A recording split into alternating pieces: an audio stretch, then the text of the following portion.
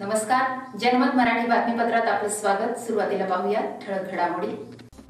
राहुलवाडी फुले नगर येथे सागर विठ्ठल जाधव या इसमावर हल्ला करणारे आरोपी पोलिसांनी घेतले ताब्यात।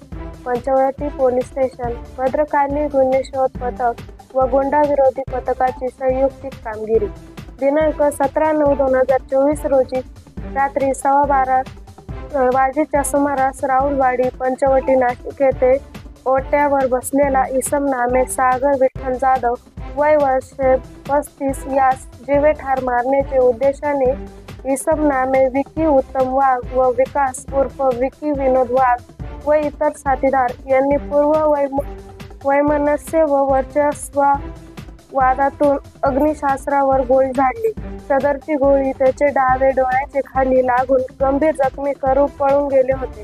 सदर संशयिता विरुद्ध योगेश माधव वाघमारे यांचे तक्रारीवरून पंचवटी पोलीस ठाणे येथे गुन्हा रजिस्टर नंबर 444/2025 भारतीय न्याय संहिता कलम 109-55-3-5 सह भारतीय हत्यार कायदा कलम 3/25 महापोका पोलीस कायदा कलम 135 प्रमाणे दाखल केला आहे।